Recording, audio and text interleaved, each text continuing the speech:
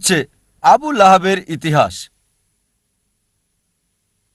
আবু লাহাব তিনি নবীজি মুহাম্মদ সাল্লাল্লাহু আলাইহি ওয়াসাল্লামের চাচা ছিলেন। এই নামটা আসলে তাকে দেওয়া হয়েছে, যার মানে ধ্বংসের পিতা। আর সে ছিল নবীজির ঘোর শত্রুদের একজন। যখনই কাউকে দেখতো নবীজির সাথে কথা বলছে, সে অপেক্ষা করত। যখন নবীজি চলে যেতেন, লোকটির কাছে গিয়ে জিজ্ঞেস করত, নবীজি কি বলেছে? সে কি কালো বলেছে? এটা সাদা। সে কি দিন বলেছে? না, এটা রাত। সে নবীজির বিপরীত বলতো। নবীজির চিরশত্রুদের একজন ছিল সে। সে রাস্তায় চলতে চলতে অনেক সময় মিথ্যে কথা বলতো নবীজিকে ভুল প্রমাণ করার জন্য। আর পবিত্র কোরআনে একটা সূরাই আছে, সূরাটির নাম লাহাব, অধ্যায় 111, যা আমরা সবাই ভালোভাবে জানি। সালাত অনেকবার পড়া হয়, তাব্বাত ইয়াদা আবি লাহাব ওয়া তাব ইত্যাদি। এই সূরাতে উল্লেখ আছে যে আবু লাহাব এবং তার স্ত্রীকে দোজখের আগুনে পোড়ানো হবে। তার মানে কখনোই মুসলিম হবে না, তারা কখনোই ইসলাম গ্রহণ করবে না। এই সূরা নাজিল হয়েছিল আবু লাহাবের মৃত্যুর 10 বছর আগে। যখন এই সূরা নাজিল হলো, একটা কাজ আবু লাহাব করলে, ইসলাম গ্রহণ করলে, কোরআন ভুল প্রমাণিত হয়ে যেত। অথচ তার অনেক সাহাবী আর বন্ধুরা সেই 10 বছরের সময় ইসলাম গ্রহণ করেছিল। আবু লাহাব পরবর্তীতে 10 বছর পর বদরের যুদ্ধে মারা গেল। 10 বছর সময় হাতে ছিল তখন। এই 10 বছরের নবীজি তাকে নিয়মিত আহ্বান করতেন ইসলাম গ্রহণ করতে, তাহলে কোরআন ভুল প্রমাণিত হতো। খুব সহজ বিষয় ছিল, শুধু বললেই হতো আমি একজন মুসলিম, এতটুকুই। মুসলিমের মতো তাকে আচরণ করতে হতো না, তাকে নামাজ পড়তে হতো না, শুধু বললেই হতো যে আমি মুসলিম, যথেষ্ট। কোরআন ভুল প্রমাণিত হয়ে যেত। সহজ বিষয়, খুবই সহজ। অনেক সময় নবীজির বিরুদ্ধে মিথ্যে বলেছে, আরেকবার বললেই তো হতো, কোরআন মিথ্যে প্রমাণিত হতো। কিন্তু সে পারে নাই, কারণ কোরআনের রচয়িতা সর্বশক্তিমান ঈশ্বর। তিনি জানেন যে আবু লাহাব ইসলাম গ্রহণ করবে না। ফলসিফিকেশন টেস্ট 10 বছর। আরো ফলসিফিকেশন টেস্ট আছে, অনেক অনেক আছে এখানে। এটা উল্লেখ আছে সূরা বাকারা অধ্যায় 2 আয়াত 94 ও 95। ইহুদিদের একটি দল ছিল যারা মুসলিমদের সাথে তর্ক করেছিল আর বলেছিল যে আখিরাতের ঘর আল্লাহর সাথে শুধুমাত্র আমাদের। তাই আল্লাহ বলছেন সূরা বাকারা অধ্যায় 2 আয়াত 94 ও 95, যদি তারা বলে যে আখিরাতের ঘর আল্লাহর সাথে শুধু তাদের জন্য, তাদেরকে বলো মৃত্যু কামনা করতে। যদি তোমরা বলো নিশ্চিতভাবে আখিরাতের ঘর তোমাদের, আখিরাত তোমাদের, তাহলে মৃত্যু কামনা করো। এই আয়াত আরো বলছে তারা কখনোই মৃত্যু কামনা করবে না, কখনোই না।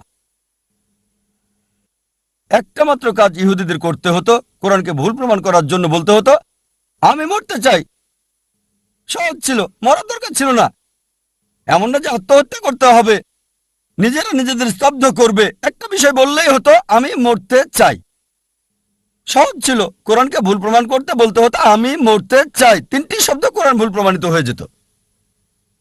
আল্লাহ বলেছেন সূরা বাকারা অধ্যায় 2 আয়াত 95 ও 96, তারা কখনোই মৃত্যু কামনা করবে না, তাদেরকে যদি 1000 বছরও বাঁচতে দেওয়া হয়। সহজ ছিল, খুবই সহজ ছিল কোরআনকে ভুল প্রমাণ করা। এই দুটো ফলসিফিকেশন টেস্ট হলো অতীতের ফলসিফিকেশন টেস্ট। আমাকে বলতে পারেন ভাই জাকির, এখন কোরআনকে ভুল প্রমাণ করতে চাই, এখন কিভাবে করব? এখন কি এটা করা যাবে? হ্যাঁ, সবার জন্য সুযোগ আছে। আল্লাহ বলেন সূরা মাইদা অধ্যায় 5 আয়াত 82 যে বিশ্বাসীদের জন্য তাদের আপনজন হচ্ছে ওই সমস্ত লোক যারা বলে আমরা খ্রিস্টান, আর ঘোর শত্রু হলো ওই সকল লোক যারা বলে আমরা ইহুদি আর মূর্তি পূজারী। কোরআন বলছে বিশ্বাসীদের ঘোর শত্রু হচ্ছে ইহুদি আর মূর্তি পূজারীরা, আর বিশ্বাসীদের কাছে লোক যারা বলে আমরা খ্রিস্টান। সামগ্রিকভাবে কোরআন সামগ্রিকভাবে কথা বলছে। অনেক ইহুদি আছে যারা ইসলাম গ্রহণ করেছে, হয়তো অল্প কিছু ইহুদি যারা খ্রিস্টানের চেয়ে ভালো, তবে সামগ্রিকভাবে কোরআন বলছে ইহুদিরা হচ্ছে মুসলিমদের শত্রু সামগ্রিকভাবে। আর খ্রিস্টানরা কাছাকাছি। একমাত্র বিষয়, কোরআনকে ভুল প্রমাণ করার জন্য পৃথিবীর সব ইহুদিরা একত্রিত হয়ে যদি বলতে পারে, ঠিক আছে চলো আমরা মুসলিমদের প্রতি ভালো হয়ে যাই কয়েক বছরের জন্য, খ্রিস্টানদের চেয়ে ভালো হবে, কোরআন ভুল প্রমাণিত হবে, খুব সহজ। পৃথিবীর সব ইহুদিরা একত্রিত হয়ে যাক ৩-৪ বছরের জন্য, আর মুসলিমদের বন্ধু হয়ে যাক, তাহলে বলতে পারবে কোরআনের এই আয়াত সূরা মাইদা অধ্যায় ৫ আয়াত ৮২ ভুল। তারা এটা করবে না, এটা করতে পারবে না কখনোই। সহজ। আরো ফলসিফিকেশন টেস্ট রয়েছে।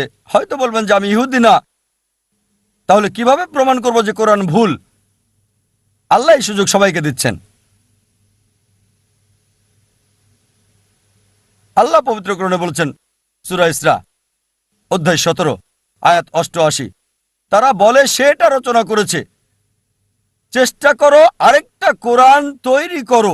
তুমি মনে করো মানুষ রচনা করেছে? এর মতো একটা কোরআন রচনা করো।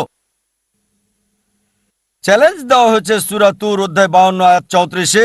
আল্লাহ তাআলা চ্যালেঞ্জ করেছেন যে এর মতো একটা কোরআন রচনা করো, কখনোই তোমরা তা করতে পারবে না। এমনকি যদি সব জিন এবং মানুষ জাতি একত্রিত হয়, তারা কোরআনের মতো আরেকটা রচনা করতে পারবে না আল্লাহর সাহায্য ছাড়া। এটা একটা চ্যালেঞ্জ। আবার আল্লাহ এই চ্যালেঞ্জকে সহজ করে দিয়েছেন। আল্লাহ বলেন সূরা হুদ অধ্যায় ১১ আয়াত ১৩, তারা বলে সে এটা রচনা করেছে। 10টা সূরা রচনা করো এর মতো করে। সম্পূর্ণ কোরআন না, এটা কঠিন, বাদ দেন, এটা ওই চ্যালেঞ্জটা কঠিন। 10টা সূরা রচনা করো কোরআনের মতো। যে কাউকে সাহায্যের জন্য ডাকো আল্লাহ ছাড়া, কখনো এটা তোমরা করতে পারবে না। আল্লাহ চ্যালেঞ্জটাকে আরো সহজ করে দিয়েছেন, খুবই সহজ। সূরা ইউনুস অধ্যায় 10 আয়াত 38, তারা বলে সে এটা রচনা করেছে। এর মতো একটা সূরা রচনা করো, একটা, পুরো কোরআন না, 10টা সূরা না, একটা সূরা এর মতো।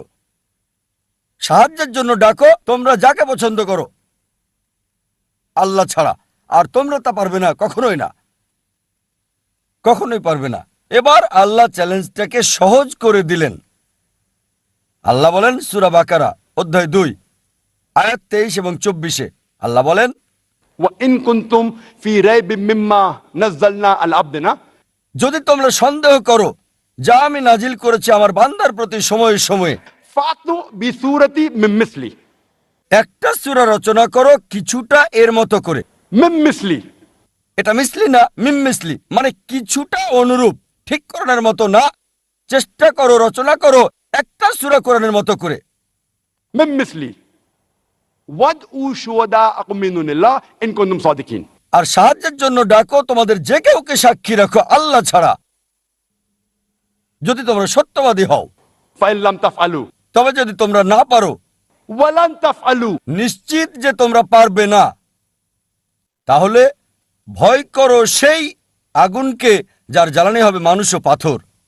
তোমরা তা করতে পারবে না এবং নিশ্চিত তোমরা তা করতে পারবে না। তাহলে ভয় করো সেই আগুনের যার জ্বালানি হবে মানুষ এবং পাথর। এটা হলো চ্যালেঞ্জ। চেষ্টা করে একটা সূরার কিছুটা মিল করে রচনা করো। হয়তো বলবেন সত্যি যদি এটা পরীক্ষা হয়ে থাকে তাহলে সূরাও রচনা করতে হবে আরবিতে। তাই বলবেন ভাই জাকির আমি আরবি জানি না, তাহলে কিভাবে পরীক্ষায় অংশগ্রহণ করব? ঠিক আছে, যদি কোরআনের মতো সূরা রচনা করতে হয় এটা আরবিতে হতে হবে, ইংরেজিতে হবে না, ফ্রেঞ্চ হবে না, হিন্দি হতে পারবে না, উর্দু হতে পারবে না।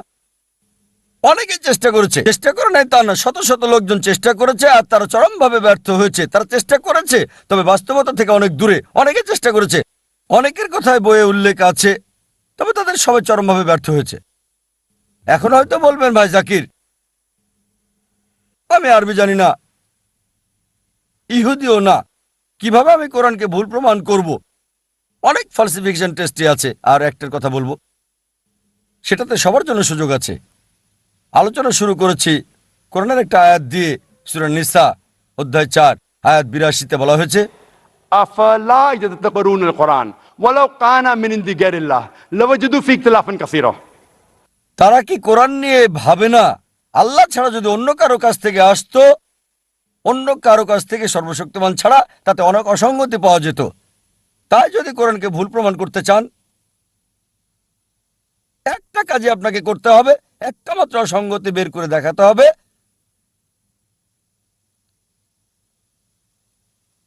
কেউ যদি কোরআনের একটা ভুল বের করতে পারে, কোরআন ভুল প্রমাণিত হবে। এমন না যে চেষ্টা করে নাই, অনেকেই করেছে।